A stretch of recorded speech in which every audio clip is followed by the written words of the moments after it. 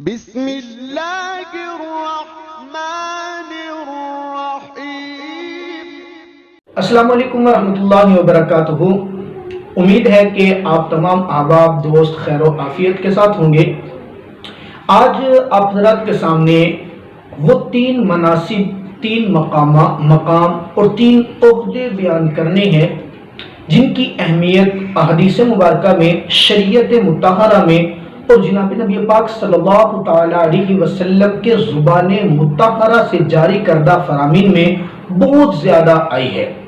وہ 3 منصب، 3 مقام، 3 مراتب ایسے ہیں جن کی عظمت بہت زیادہ بیان کی گئی۔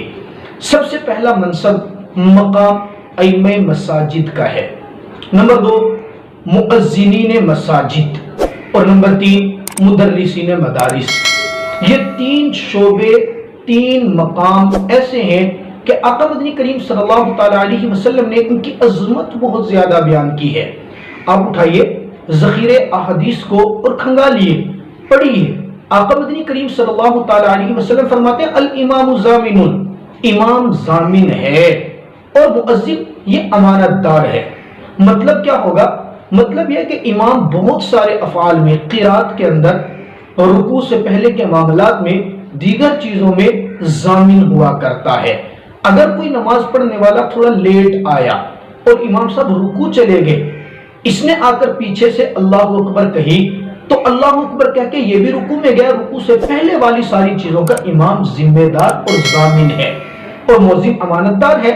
امانت کا مطلب یہ ہے کہ مؤذن کی اذان کے اوپر مسلمان اپنے روزے، نماز اور دیگر معاملات میں اعتماد کیا کرتے ہیں۔ اور دوسری حدیث میں جناب نبی پاک صلی اللہ تعالی علیہ وسلم نے فرمایا کہ اذان دینے والے کی بخشش اس کی آواز کی انتہا پر ہوتی ہے۔ جہاں تک اس کی آواز پہنچتی ہے وہاں تک کہ لوگ اس کے ایمان کی گواہی دیں گے، ان لوگوں کے بقدر اس کو بھی نماز میں ثواب ملا کرتا ہے۔ ایک حدیث مبارکہ میں جناب نبی پاک صلی اللہ علیہ وسلم نے فرمایا کل قیامت والے دن 3 قسم کے اشخاص وہ مشک کے ٹیلوں کے اوپر ہوں گے۔ نمبر 1 وہ غلام جو اپنے آقا کی بھی خدمت کرتا ہے، آقا کے بھی حقوق ادا کرتا ہے، اور اللہ کی بھی عبادت کرتا ہے، اللہ کے بھی حقوق ادا کرتا ہے۔ فرمایا کل قیامت والے دن مشک کے ٹیلے پر ہوگا۔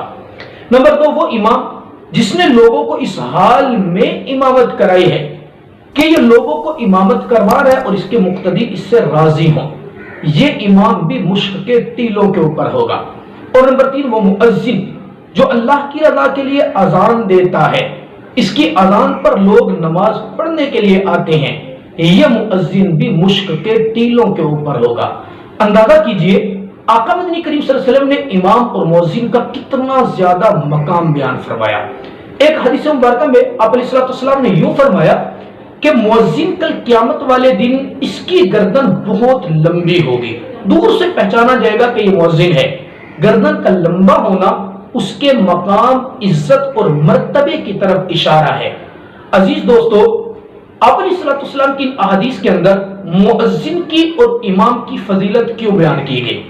صرف اس لیے کہ یہ 2 طبقے ایسے ہیں جن کا معاشرے کے اندر مقام ہے، ان کو عزت کی نگاہ سے دیکھا جاتا ہے۔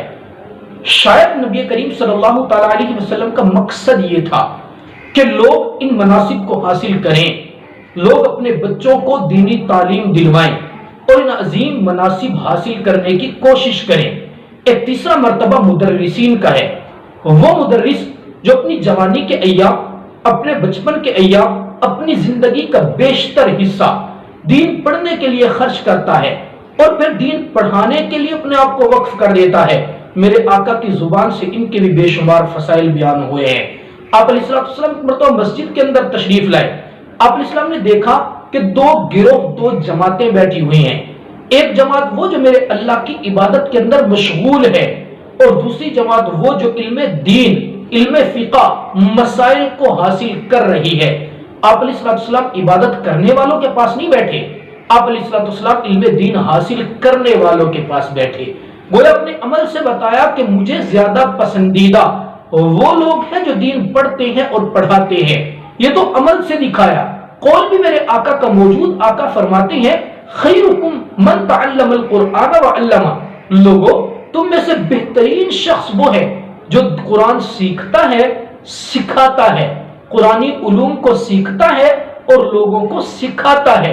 اور اس سے بڑی کیا فضیلت ہوگی کہ آقا فرماتے ہیں جو علم دین پڑھتا ہے، پڑھاتا ہے، ایسے لوگوں کے لیے میرے اللہ کی کائنات کی ہر چیز مغفرت کی دعا کرتی ہے، حتیٰ کہ سمندر میں رہنے والی مچھلیاں، بلوں کے اندر رہنے والی چیونٹیاں اور آسمان پر اڑنے والے پرندے بھی ایسے لوگوں کی مغفرت کی دعا کرتے ہیں۔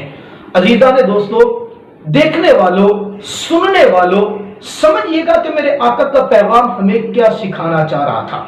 میرے آقا ہمیں سمجھانا کیا چاہ رہے تھے کہ یہ تین لوگ عزت کے قابل ہیں، ان کو اتنی عزت دو، ان کو معاشرے کے اندر مقام اتنا دو، ان کی معاشرے کے اندر شان اتنی ہو کہ مسلمان اپنے بچوں کو امام بنانا چاہیں، مسلمانوں کے دلوں میں شوق پیدا ہو، وہ اپنے بچوں کو مؤذن بنانا چاہیں، مسلمانوں کے اندر اتنا زیادہ جذبہ آ جائے، وہ دین پڑھنا اور پڑھانے کی خواہش کرے۔ لیکن شومی قسمت، آج دیکھا یہ گیا، اغیار نے محنت اتنی کی، میڈیا نے محنت اتنی کی کہ ہم لوگوں نے ہر چیز کو عزت دی، اگر نہیں دی تو معاشرے میں امام کو عزت نہیں دی، اگر نہیں دی تو معاشرے کے اندر مؤذن کو عزت نہیں دی، اگر نہیں دی تو معاشرے کے اندر مدرس کو عزت نہیں دی۔ ان کو اتنا ڈی ویلیو کیا گیا، ان کے حقوق کو اتنا زیادہ پامال کیا گیا۔ مساجد، مدارس کے اندر اچھے خاصے دیندار لوگ، 5 وقت کے پکے نمازی، پڑھے لکھے نمازیوں کے اندر دیکھی گئی ہے یہ بات کہ وہ اپنے امام کو امام نہیں غلام سمجھتے ہیں۔ امام کی تو شاید پھر بھی کچھ عزت کر لیتے ہوں گے، مسجد کے مؤذن کو تو گھر کے خادم سے بھی اس کا برا حال کیا جاتا ہے۔ دوستو، سوال یہ ہے، وہ مقام اور وہ منصب جس کو میرا اور آپ کا پیار، وہ مقام اور وہ منصب جس کے میرے اور آپ کے آقا مدنی کریم صلی اللہ علیہ وسلم اتنے فضائل بیان کریں، اتنی اہمیت بیان کریں، ہم لوگ اس کو اہمیت کیوں نہیں دیتے؟ ہم لوگوں نے ان کو ڈی ویلیو کیوں کیا؟ ہمارے سامنے اغیار کا پروپیگنڈا کامیاب ہوا، پیغمبر کے فرامین کیوں ہم ان کو اہمیت نہیں دیتے؟ میرے دوستو، یہ لمحہ فکریہ ہے۔ میں یہ نہیں کہتا کہ امام سے غلطیاں نہیں ہوتی، میں یہ نہیں کہتا کہ مؤذن سے غلطیاں نہیں ہو سکتی، یقیناً وہ بھی انسان ہیں، غلطیاں ان سے بھی ممکن ہیں، لیکن کیا ہمارے نبی نے یہ حکم نہیں دیا کہ من ستر مسلمن ستر اللہ یوم القیامہ، جو کسی مسلمان کی غلطیوں کو چھپاتا ہے میرا اللہ چھپانے والے کی غلطیوں کو کل قیامت والے دن چھپائے گا؟ کیا ہمیں یہ احادیث یاد نہیں آتی؟ اور ساتھ کے ساتھ یہ کہ ہم ایک انسان کے ساتھ خندہ پیشانی سے ملتے ہیں، ہم اپنے امام اور مؤذن سے خندہ پیشانی سے کیوں نہیں ملتے؟ ہم ان کے ساتھ ادب اور احترام سے بات کیوں نہیں کرتے؟ اور پھر جب ان کے حقوق کی بات آتی ہے، پھر تو یوں سمجھئے کہ انتظامیہ مسجد اور ذمہ داران کو سانپ سونگ جاتا ہے۔ 5 وقت کا امام، پورا دن مسجد کی خدمت کرنے والا مؤذن اور خادم، کیا اس کے بیوی بچے نہیں ہوتے؟ کیا اس کا گھر بار نہیں ہوتا؟ کیا اس کا معاشرے میں مقام نہیں ہوتا؟ کیا اس کی ضروریات نہیں ہوتی؟ ان کی جب تنخواہوں اور وظیفوں کی بات آتی ہے، ان کی ضروریات کی بات آتی ہے، تو پھر اچھے خاصے لوگ کہتے ہیں کہ جن کی تنخواہ 5000 ہو جائے، 4000 ہو جائے، حد تو زیادہ کہیں پہ اگر ہوگی تو زیادہ سے زیادہ 10,000 ہو جائے گی۔ میرا سوال یہ ہے، کیا 5000 کے اندر ضرورتیں پوری ہوتی ہیں؟ کیا 10,000 کافی ہوگا؟ یہ اتنا استحصال کیوں کیا جاتا ہے؟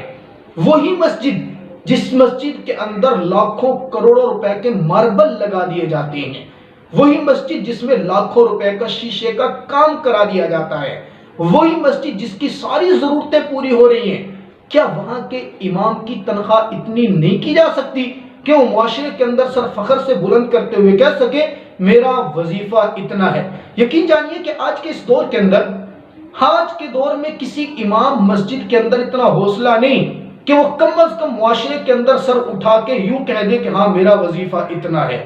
امام اپنا وظیفہ خوشی کے ساتھ کسی کو بتا نہیں سکتا۔ یہ استحصال کیوں کیا جا رہا ہے؟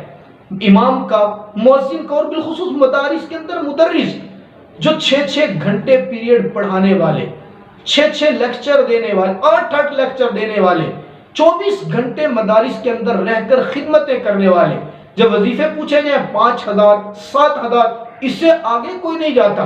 کیا ان لوگوں کی ضرورتیں نہیں ہیں؟ میرے دوستو یہ ایک لمحہ فکریہ ہے، ہمیں اپنے ارد گرد کے ماحول کو بدلنا ہوگا، ہمیں نظام کو بدلنا ہوگا، ہمیں تبدیلی اپنی ذات سے لانی ہوگی۔ یہ میرا ایک درد دل تھا، یہ میرا ایک ایسا دل سوز آواز تھی جو آپ تک پہنچانا میں نے اپنی ذمہ داری سمجھی۔ خدا را مثبت سوچئے، منفی نہ لیجئے، معاشرے کو سدھارنے کی کوشش کیجئے، معاشرے میں بگاڑ پیدا نہ کیجئے۔ آج ان لوگوں کی اگر ہم حوصلہ افزائی کریں گے، ان مناصب کو عزت دیں گے جن مناصب کو عزت دینے کا حکم میرے پیغمبر نے دیا، یقین جانیے کہ معاشرہ خوشگوار ہوگا، معاشرے کے اندر خوشیاں پھیلیں گی۔ اللہ تعالیٰ آپ کو اور مجھے سمجھنے کی توفیق عطا فرمائے۔